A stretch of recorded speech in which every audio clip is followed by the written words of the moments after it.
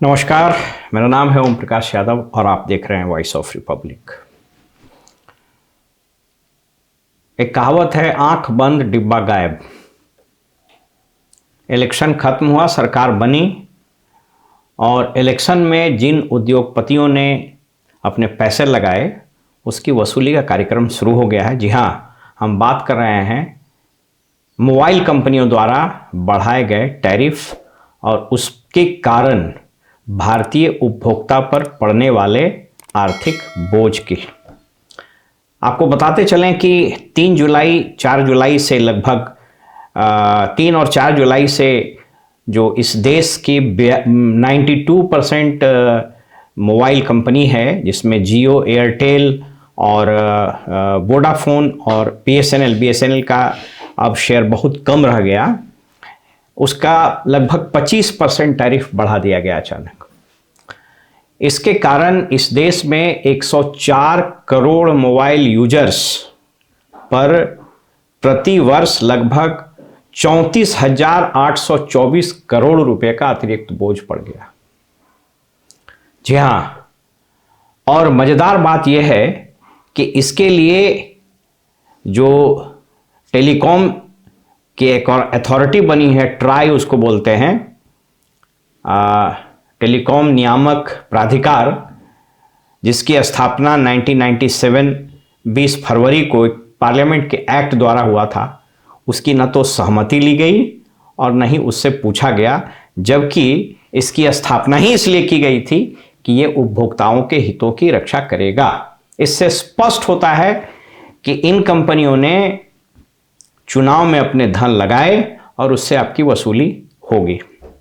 कुछ आंकड़े आपके साथ शेयर करते चलें। इस देश में लगभग 104 से 109 करोड़ के आसपास उपभोक्ता हैं। इस देश की आबादी 140 करोड़ के आसपास है।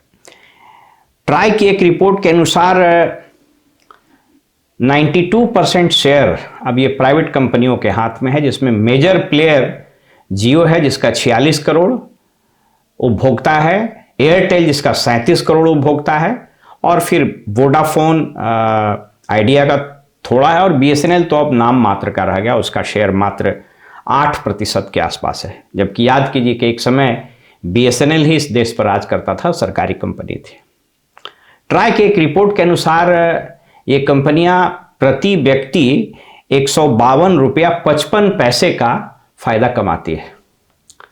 समस्या यही है, अब जो ये रेट्स बढ़ाए गए 12 से 27% के आसपास, इसके कारण आपको तो लगेगा कि मेरे को तो 25-30 रुपया बढ़ा, यानी प्रति उपभोक्ता लगभग 30 से 35 रुपए की आमदनी उसकी बढ़ी। लेकिन इसके कारण इन कंपनियों को सालाना 34,000 यानी लगभग आप 35,000 करोड़ मान लीजिए कि आमदनी होगी। इसलिए आपने देखा कि इलेक्टोरल बॉन्ड में एयरटेल वालों का भी नाम था, और रिलायंस का तो अपना हिसाब किताब है। रिलायंस तो कैसे पैसा देती है सरकार को, उसका तो पता लगाना सिर्फ सरकारें को मालूम रहता है या उसको खुद को मालूम रहता है।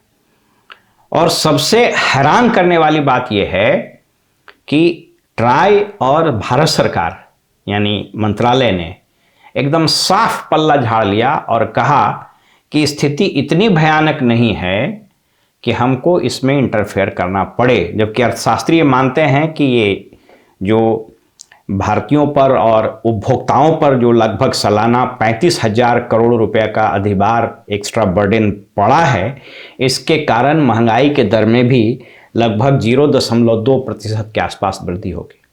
यह देश यूं ही महंगाई, बेरोजगारी के बोझ के तले दबा हुआ है, और ऐसे में सरकार कि ये बेरुखी और इन प्राइवेट कंपनियों के तानाशाही रवैये के कारण और महंगाई बढ़ेगी और बेकारी बढ़ेगी। अब आपको निर्णय लेना है, आपको यह समझना है, इन आंकड़ों को समझिए और देश में चल रहे इस खेल को समझिए। फिलहाल हमें इजाज़त दीजिए और आप देखते रहिए वॉइस ऑफ रिपब्लिक। नमस्कार।